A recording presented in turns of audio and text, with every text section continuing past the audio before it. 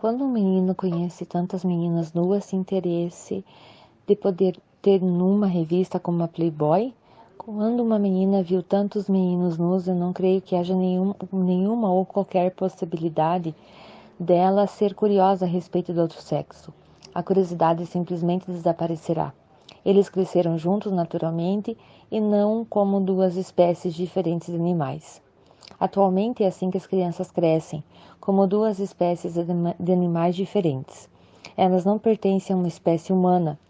Elas não são mantidas separadas. 1001 barreiras são criadas entre elas, para que não possam ter ensaios na vida sexual que está por vir. Mas a maneira pela qual criamos as crianças está praticamente massacrando toda a vida delas. Aqueles 7 anos de ensaios sexuais são absolutamente essenciais.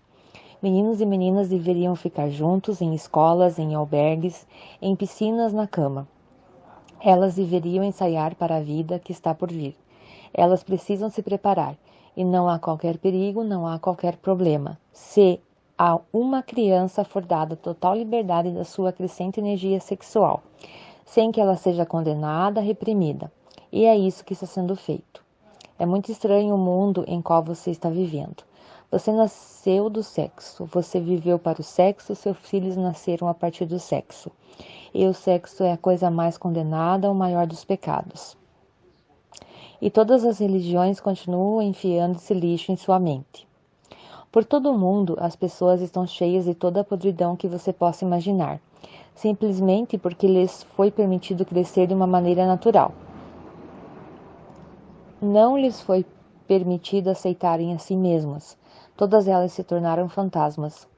Elas não são pessoas reais, autênticas, são apenas sombras do que poderiam ter sido. Elas são apenas sombras.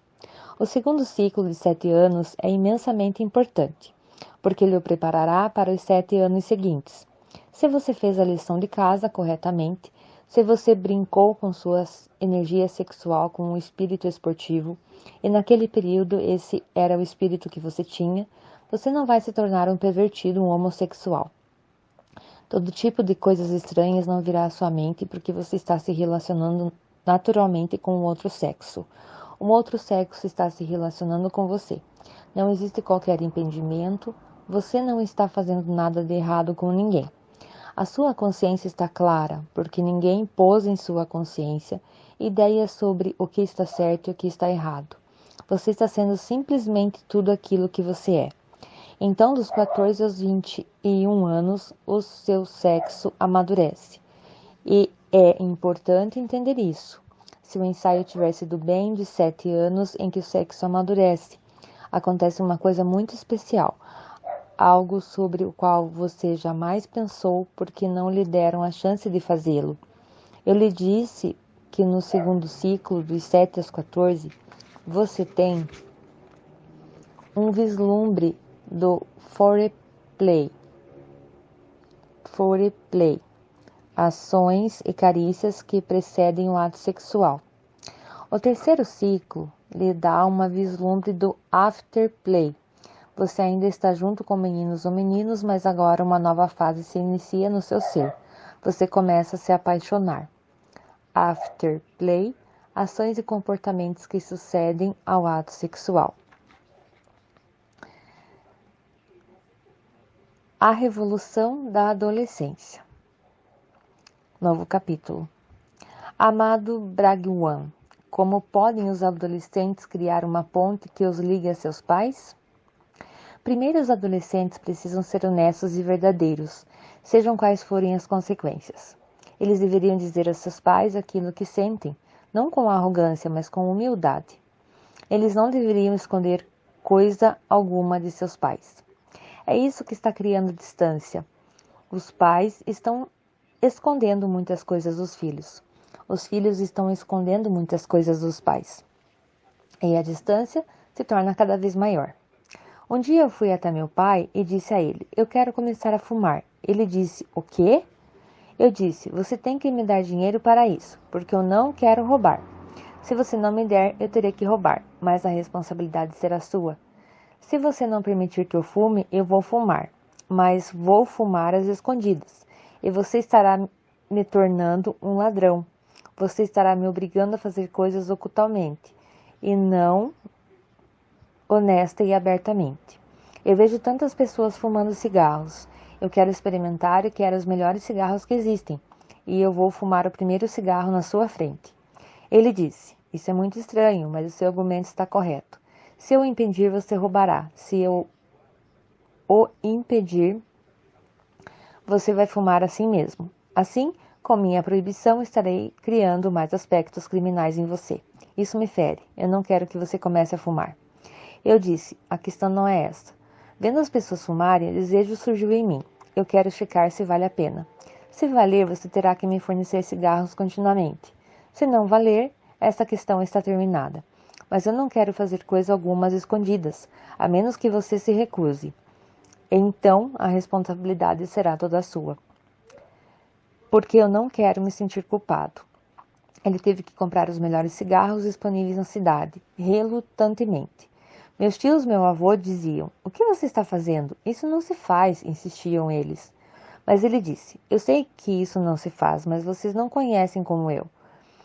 Ele vai fazer exatamente o que está dizendo, e eu respeito sua veracidade, sua honestidade. Ele deixou seu plano absolutamente claro para mim. E agora não me forcem e não me impeçam, porque isso fará com que eu me sinta culpado.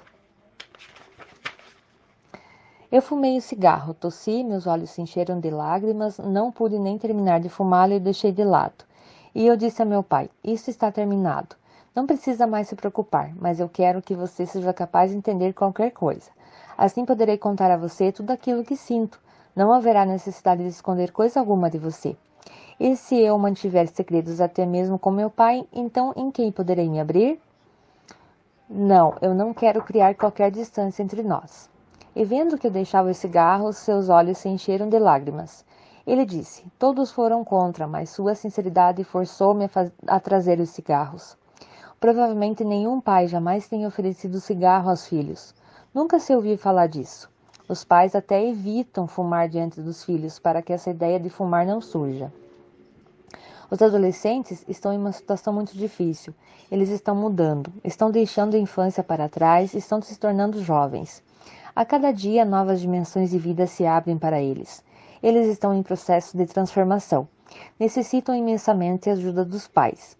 Mas a situação hoje é tal que eles não se encontram com os pais de nenhuma maneira. Eles vivem na mesma casa, mas não se falam porque não podem entender a linguagem um do outro. Não podem entender o ponto de vista um do outro.